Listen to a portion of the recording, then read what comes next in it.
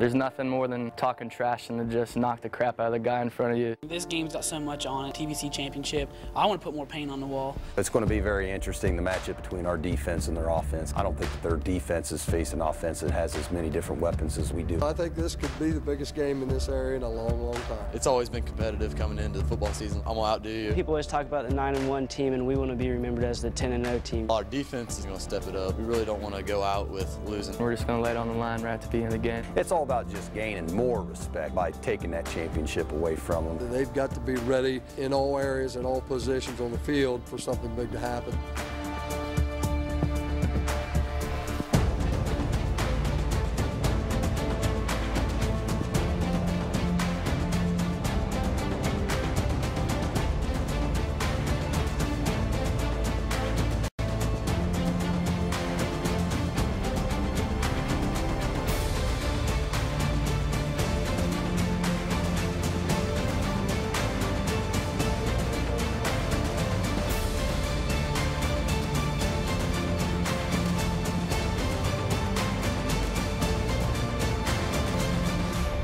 If we win this, it's big.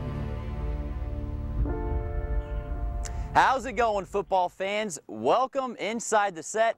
Wait a minute, we're not at the set of Gridiron Glory. We're coming at you live, a special broadcast tonight from Basil Rutter Field, the site of tonight's matchup of the century, they're calling it, in the TVC Ohio. The Doc Kroner Trophy on the line, undefeated Nelsonville-York in town against unbeaten Athens. Also tonight we have covered Sheridan and Trimble fighting for their playoff lives, and there was a champion crowned in the SEOAL.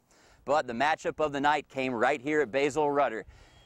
The Buckeyes and the Bulldogs, 9-0 versus 9-0. It's been a matchup we've been anticipating all season long. Two teams who've been on a collision course the entire season, and tonight their paths finally crossed. We welcome up to the desk, covering this game for us tonight, Frank Bum and Justin Sampson. Guys, a matchup we've been waiting for all season long. What did we see out there tonight? Well, it certainly lived up to the hype, Blake. This matchup had everything. Playoff implications, a rivalry that goes back for decades, and of course the Doc Kroner Trophy, and of course bragging rights. This was the most anticipated matchup between these two teams even before the season started, let alone before they were 9-0, 9-0. Absolutely, Frank. This matchup had absolutely everything.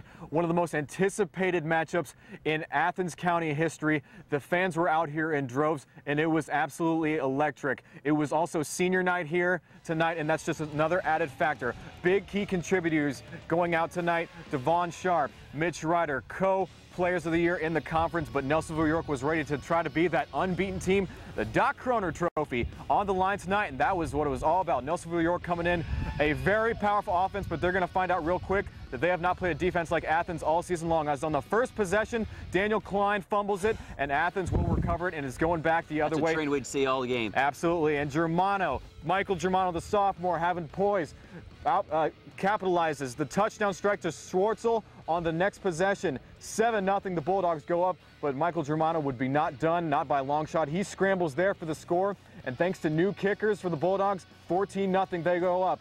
Now Germano, who is that? Big Mitch Ryder. It's Mitch Ryder. This play was great. Set up with Devon Sharp going the other way, and then Mitch Ryder, look at the big guy go. They go up 21-0. We did not expect that going into this game. Absolutely not. Buckeyes trying to make something happen before the end of the half. Big bomb by Dean, but it's picked up by Austin Zielkowski. That will mark the end of the first half. With nothing going for the Buckeyes, can you believe it? Athens out big, but Dustin Young, he's a Player of the Year finalist for a reason.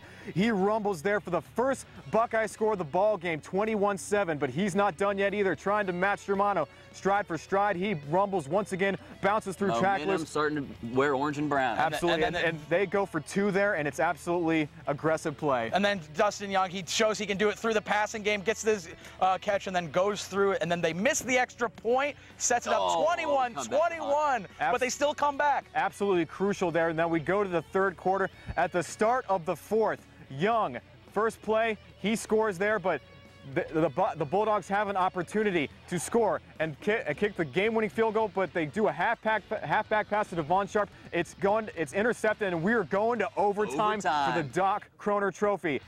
Nelsonville-York would get the ball first, but Mitch Ryder, once again, he's picking it off right there. And then he's been big for them all game long. He forced a couple fumbles. He was all over the field, and then this kick Seth Brooks, the newbie on the team. Coach Adams said they just had him padded this week, and can you believe it? The Bulldogs, as close as 2 unbeaten teams could get to one having an upset. The Athens Bulldogs, they take the TVC Ohio title, the trophy, and the bragging rights forevermore in an absolute roller coaster thriller, Blake.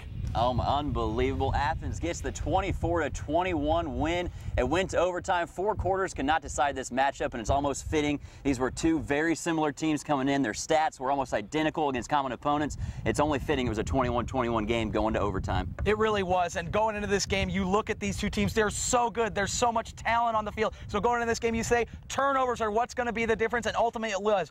Nelsonville-York Buckeyes had 6 turnovers, uncharacteristic from a Dave Boston team, and ultimately Athens was able to capitalize on those turnovers. And for me, the X factor's got to be those new kickers, as I said, Nathan Cotton and Seth Brooks. Adam said they just brought him in this week from the soccer team, and as he said, perfect time for the soccer season to end because they come in, they're drilling them all night long. That's something we talked about that could have killed the Bulldogs tonight because these last couple games in the last couple years have been decided by 1 point, and they come in tonight. Nelsonville-York misses the extra point, and they go for 2 on the previous touchdown, but the Bulldogs, they get the win tonight on the OT field goal. OT field goal. What are the odds it would come down to that new kicker they have? I mean, the odds. They bring a new kicker onto the team, and it seems like the ball always finds you. Is kind of one of the saying in sports, and here he is. He makes the biggest kick in maybe TVC Ohio history, giving Athens an undefeated season. I think it was really fitting how one key led into the other. The Mitch Ryder interception just led straight into the kicker for Athens. It just goes one after the other. It sets up the other. It really was the deciding factor was that Mitch Ryder interception on that first overtime drive. Okay, well, guys, it was a great matchup. You guys hang tight. We're going to have a lot more from these 2 as the show goes on, but for now, hang tight. Don't go too far. Well, hey, football fans, be sure and check us out on the web. Go to WOUB.org for your favorite teams and leagues, all exclusive coverage, playoff info, league roundups, you name it. We have the best coverage in the area. And while you're on the web, be sure and check out our social media pages on Twitter and Facebook. We're active on Twitter at Gridiron Glory, the best source for score updates as they happen. And our reporters retweet just about anything you tweet at us. Also, give us a like on Facebook. Your support, very much appreciated. Well, tonight I made my way to Jackson for Fan of the Week. It's been a much anticipated stop for me because those Ironman fans about as passionate a bunch as you'll find in the entire region. With the SCOAL title on the line tonight, they had plenty to cheer about in this week's Fan of the Week.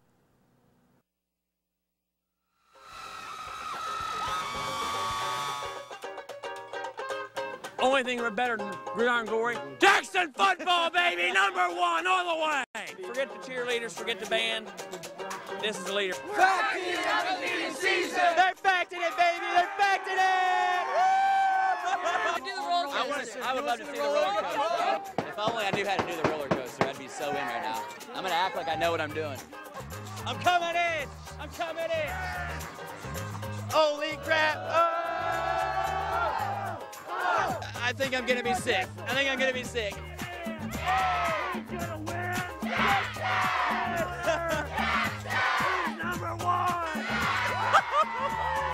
5 minutes to kickoff and they're jacked. Reba like Reba McEntire. Yeah. I graduated 45 years ago, and I've never missed a football. Oh my gosh, 45 straight years? Yes.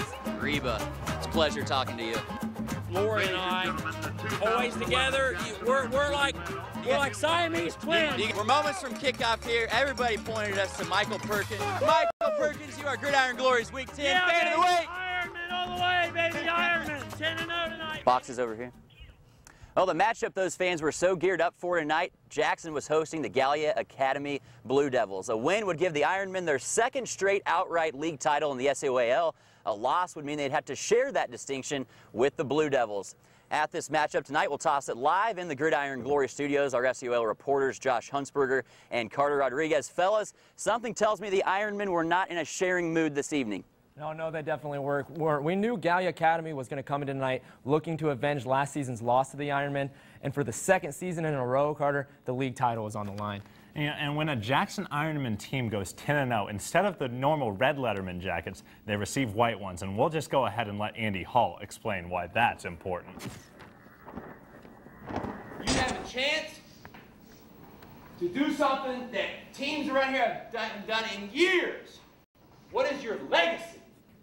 Cody Russell's going to try to take a dent in that legacy with a nice 23-yard gain on Gallia's first drive of the game. However, the drive stalls. Jackson takes over, and as Austin Osborne from his own 4, 3rd and 13, that's a 29-yard gain, taking it into Gallia territory. And then later in the drive, 3rd and long again, Austin Osborne breaks it. He's going down the sideline, but when he goes down, he loses his shoe. Yeah, he doesn't only lose it, Carter, he busts the shoe completely. He needs a teammate to replace it, but it looked like the shoe fit just fine. Well, it fit very well, and what's the best way to break in a new shoe? A 27-yard touchdown. He just strolls into the end zone. It's 7-0 Jackson. You know, and who keeps saying Osborne can't throw? He drops back here. Look at that beautiful spiral up top to the fastest guy on the field, Ty McNelly. 65-yard touchdown, 14-0 Jackson. And then Jackson defense is just running things. Wade Gerald is just slammed by O.J. Barth for the sack. Then Gallia on 4th down with a little trickery. Yeah, it was a rugby-style punt. Brandon Taylor saw some room, so he just decided to take it and picks up the first down. And then, with time expiring in the second half, the Blue Devils run a fake field goal, but it's intercepted by the Jackson defense. It's 14-0 Jackson going into the half, and then moving to the third quarter. Austin Osborne throws across his body over to Drew Irvin. He's got 30 yards of daylight, and he'll go ahead and take them. And then, you know, well, he gained the 30 yards. You might as well give him the last 10 or so. He runs in, puts essentially a capper on the game. It's now 21-0 Jackson, and the final will be 27-6 Jackson. Yeah, you know, they got a big lead early, and they used that powerful rushing attack behind Osborne and Irvin, like you see there, and they just ran out the clock. Gallia had a pretty stout defense, but it didn't really matter because Jackson could just run out the clock after they got the lead. Now, coming into tonight, Carter, Jackson was sitting at the 7th spot in the region. After tonight, they clinched playoff berth. Now, where do you think they're going to sit after tonight's win? Well, after this win, I'm looking at them in the 5 or 6 slot, which is very interesting because if they land in that 6th slot, we both think that Athens will probably land in that 3 slot, which could mean a very interesting matchup between Jackson and Athens in the first round of the playoffs. I'm not gonna lie. I'm hoping that happens. Yeah, after a huge win for Athens tonight, Jackson takes one for themselves. Blake, we're nice and cozy in the studio here. Back to you out there in the cold.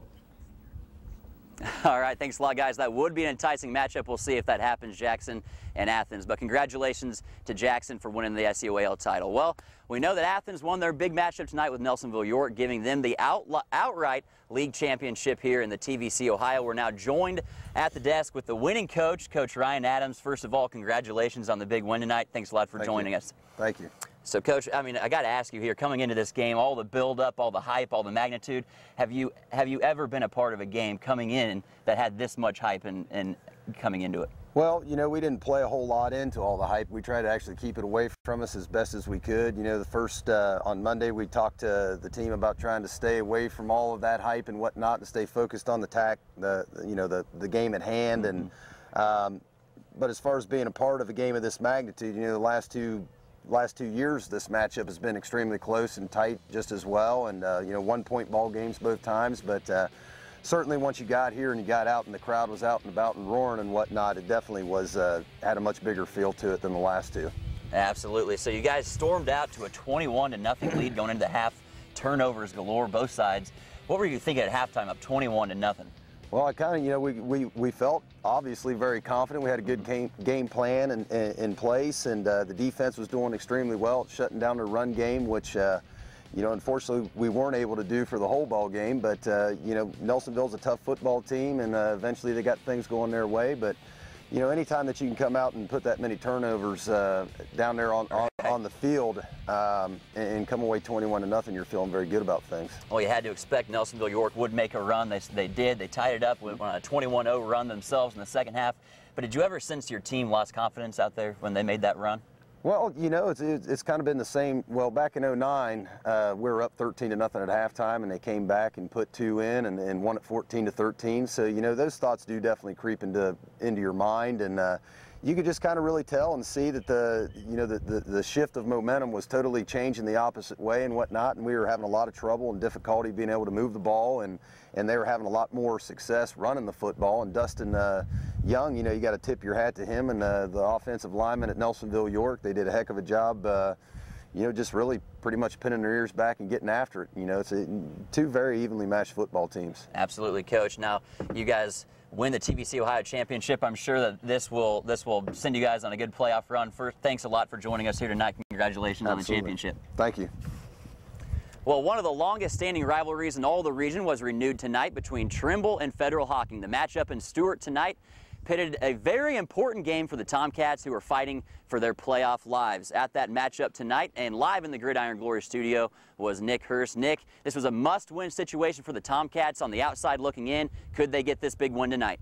Yeah, but like the Trimble Tomcats did not know their fate going into this game. The only thing they did know is that if they want any shot at getting a playoff spot in that Region 23, they would have to beat the Lancers tonight. And while Federal Hocking trying to play spoiler tonight and go 500 for the first time since the 2008 season, but they would go 3-and-out on their first possession as Cyrus the Virus Jones, as Carter Rodriguez likes to call him, goes 29 yards for the touchdown that puts Trimble up 7-0.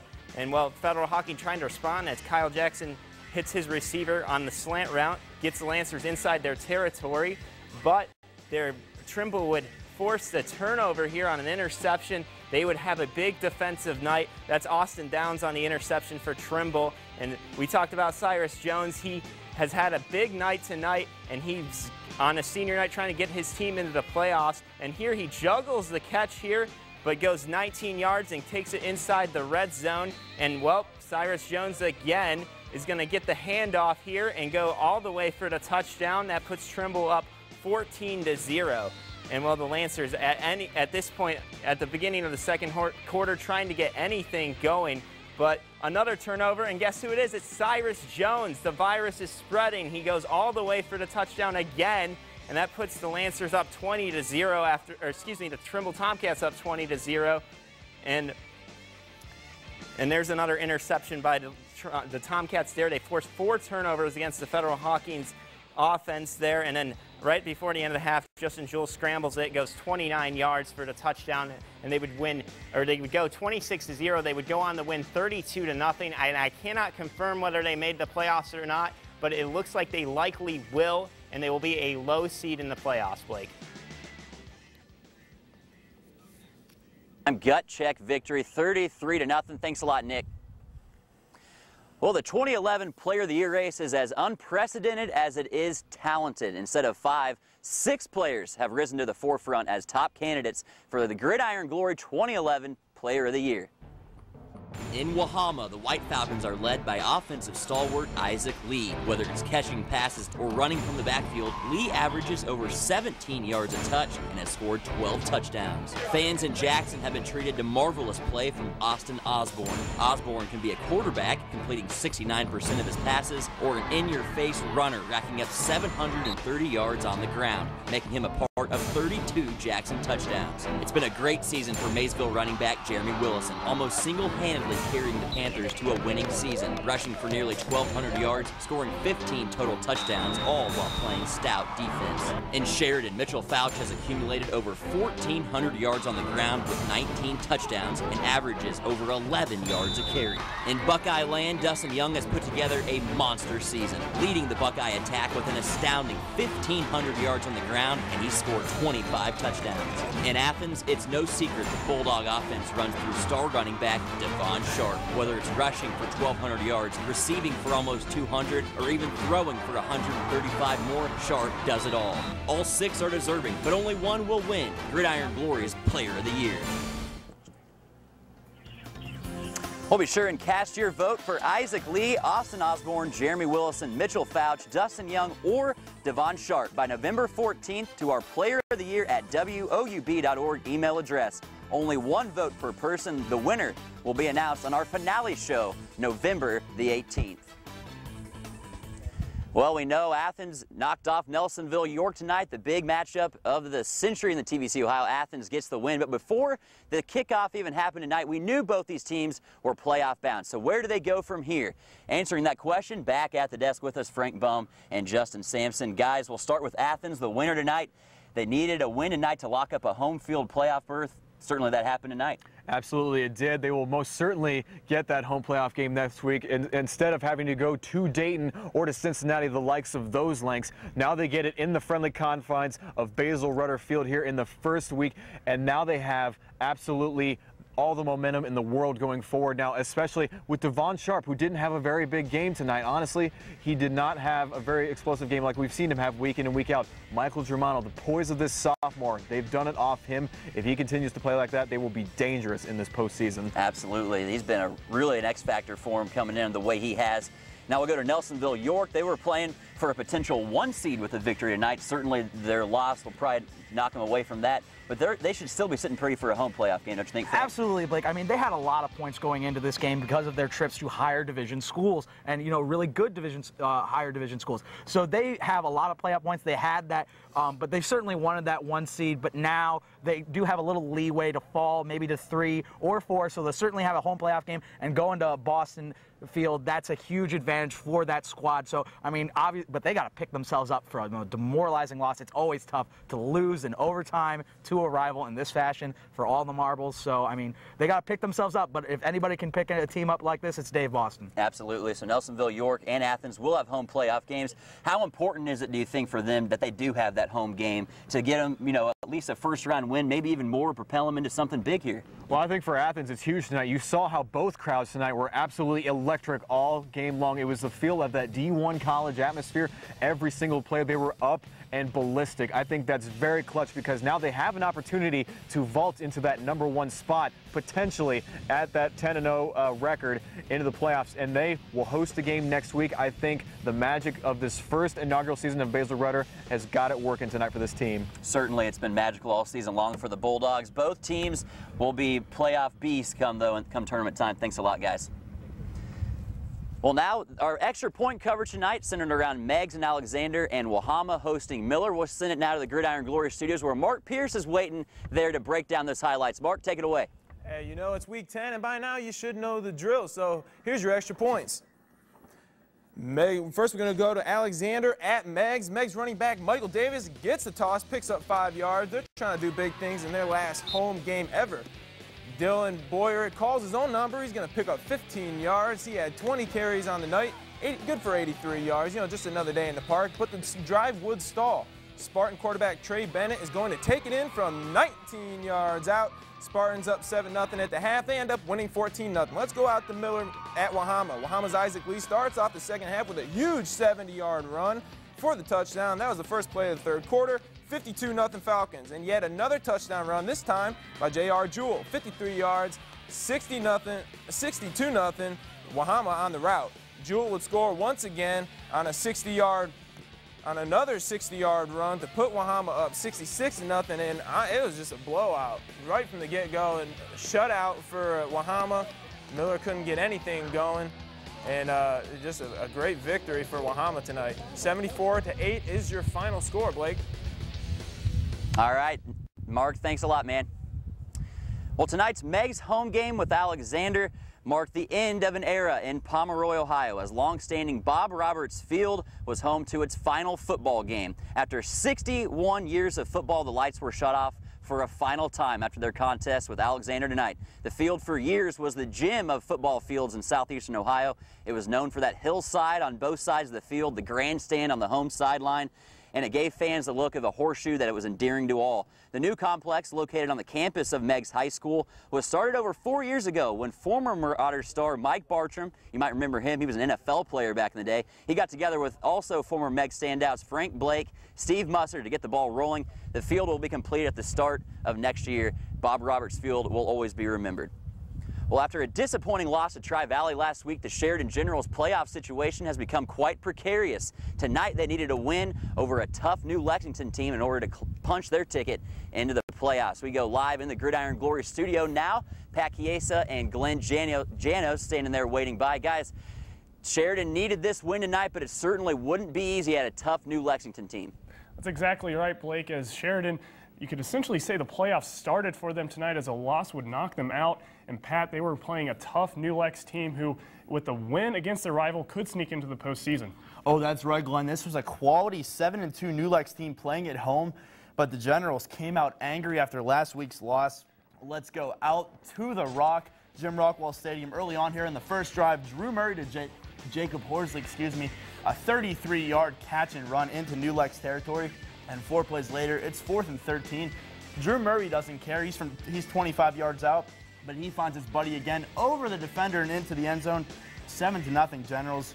New Lex tried to enter through the air as well, but KJ Hook is picked off by number 88, Dylan Davey, on the second play from scrimmage. That would be a reoccurring theme. And on the first drive of the second quarter for the Generals, you already know it's that 10-22 connection. Horsley rips this one out of the air and takes it 52 yards to the house, 14-0 Generals. But the Panthers did have their chances to claw back into this one, Glenn. Exactly right, Pat. As you hear, KJ Hook goes deep to Gerald Spawn, but drop pass, something they struggled with all night. But he would not struggle on this play. Hook will find Spawn here. A nice diving catch for a 37-yard game. But Glenn, later in this drive, it all fell apart for the Panthers as Hook throws off his back foot. He's picked by guess who? Jacob Horsley, and Horsley is not coming back 95 yards. It looked like we are going to have a close matchup, be 14-7, and then next thing you know, Generals are up on top 21-0. Yeah, talk about a momentum swing, and Connor Smith would make it 2 pick sixes just a few minutes later. Off the deflection, he's going to grab this one, and he has gone down the right sideline, 61 yards. KJ Hook threw 4 interceptions in the first half alone, and the Generals impose their will on the road, get their 9th win of the season, 41-0. And in the stat screen, one player that's not listed for Sheridan, Nick Allsbach had an impressive game, 88 yards, 1 touchdown in the second half. Good stuff for the Generals, and it looks like they regained their swagger after that tough loss to Tri-Valley last week. Yeah, they got their swagger back, truth, Glenn. They were 8th in the region heading into this. They got the win, so I think they might be making the playoffs. We'll have to see, but they definitely helped their chances tonight. And Pat, another team that clinched a playoff berth, Tri-Valley last defeated Philo, clinched the MVL title, clinched a home playoff berth. Good stuff for the Scotties. So, Pat, thanks very much. Blake, back to you in Athens. All right, congrats to Tri-Valley, and you had to figure Sheridan would bounce back after last week's loss. Well, we're going to keep it right there in the studio. Mark Pierce is standing by to give us tonight's top plays. Right, this is one of my favorite parts of the show, so hey, why don't we get started right now? Coming in at number 3, sophomore quarterback Mike Germano of Athens finds Skylar Schwartzel for the first score of the game. Athens would win that thriller 24-21 in overtime. Coming in at number 2, Austin Osborne throws up a bomb to Ty McNelly. He'd get the TD catch, and Jackson would roll on to a 27-6 victory. And at number 1, New Lex, pass picked off by Jacob Horsley. You just saw this one. Return for a whopping 95-yard touchdown return. Generals won 41-0. Another phenomenal week of top plays. Yeah, Blake, what else can you say? Back to you, buddy. All right, thanks a lot, Mark. Well, that does it. That does it for this week's show. That concludes our coverage of the 2011 regular season. But next week is the playoffs. It's do or die time around the region, and Gridiron Glory will be right here covering it all. So join us next week, because remember, there's nothing better than Friday nights and Gridiron Glory.